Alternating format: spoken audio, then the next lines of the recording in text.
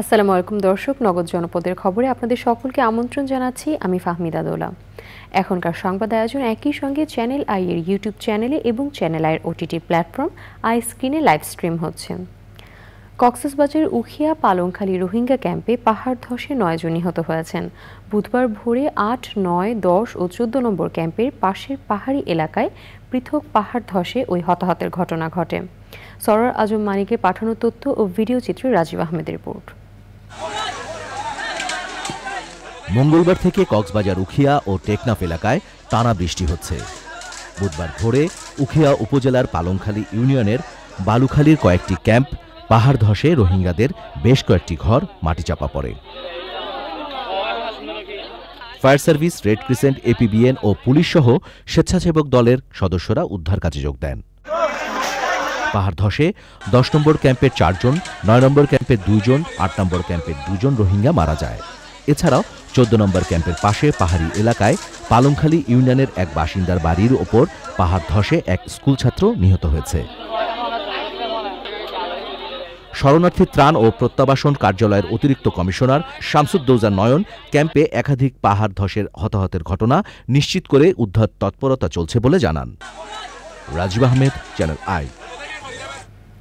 টানা বৃষ্টি আর উজানের ঢলে দেশের বিভিন্ন জেলায় বন্যা দেখা দিয়েছে।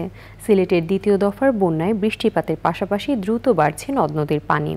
সুনামগঞ্জে নদীর পানি কিছুটা কমলেও বাড়ছে হাওরের পানি। কুড়িগ্রামে তিস্তা ও দুধকুমার নদীর পানি বিপদসীমার উপর দিয়ে বইছে। বন্যায় আবারও পানিবন্দী হয়ে পড়েছেন কয়েক লাখ মানুষ। সাদিকুর রহমান সাকি, AK মহিম ও শ্যামল ভৌমিকের পাঠানো তথ্য ও ভিডিও চিত্রে রাজীব আহমেদের আরও একটি রিপোর্ট। 3 সপ্তাহের ব্যবধানে দ্বিতীয় দফা বন্যা শুরু হয়েছে সিলেটে। 27 মের আগাম বন্যার পানি পুরোপুরি নামার আগেই ফের বন্যা কবলিত সিলেট। নতুন করে বন্যায় আবারও পানিবন্দী হয়ে পড়েছেন কয়েক লাখ মানুষ। ঈদের আনন্দ ফিকে হয়ে গেছে তাদের। ঈদের যে খুশি নেগেটিভ, মানে আরো দুঃখ হয়েছে আমরা লাগে। দুঃখ কিতার লাগে হকলে ঈদ করেন আমরা সুবানি ঘাট পানির তলে বাসার তো পানি উঠছে ভাই। ঈদ আবার কিরকম হাঁটাইমু ইয়ে করতে পারতেছি না, আনন্দ আবার কি পানির মাঝে আছি আমরা এখনো ফান্দিবন্দি অবস্থায় আছি ঘরের মধ্যে। আল্লাহ খুব কষ্ট রাখছেন আমরা। হাঁটু পানির উপরে আছে রাস্তায়, আর গড় হয়ে গেছে পাক্কা হাঁটু পানির নিচে। আসমুরক তো আর কোনো জায়গা নাই, খুব কষ্ট হয়। টিন কাটিয়া টিনের মাঝে রান্ধি। স্থানীয় প্রশাসন বলছে 538টি অস্থায়ী আশ্রয়কেন্দ্র প্রস্তুত করা হয়েছে।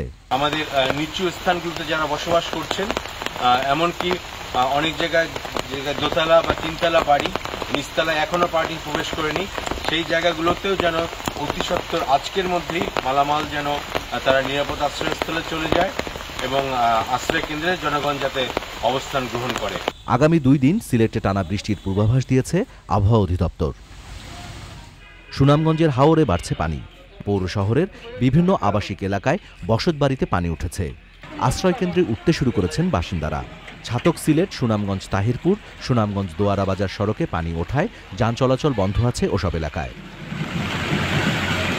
স্থানীয় প্রশাসনের হিসেবে বুধবার সকাল পর্যন্ত 12,500 মানুষ আশ্রয়কেন্দ্রে গেছেন। পরিস্থিতির অবনতি হওয়ায় দেশের অন্যতম পর্যটন কেন্দ্র টাঙ্গুয়ার হাওরে ভ্রমণে নিষেধাজ্ঞা দেওয়া হয়েছে। কুড়িগ্রামে ব্রহ্মপুত্র, ধরলা, দুধকুমার ও তিস্তার পানি বৃদ্ধি অব্যাহত রয়েছে। বন্যার পানিতে নাগেশ্বরী, ভুরিঙ্গামারী ও রাজারহাট উপজেলার নদ নদীর তীরবর্তী চর, দ্বীপচর ও নিম্নাঞ্চলের বাড়িঘর পানিতে তলিয়ে গেছে। পানিবন্দী হয়ে পড়েছে অন্তত 500 পরিবার। Rajib Ahmed, channel I. দর্শক, নগদ জনপদের খবর আজকের মতো এই পর্যন্তই। পরবর্তী কৃষি সংবাদ দেখার আমন্ত্রণ জানিয়ে শেষ করছি। ধন্যবাদ সবাইকে।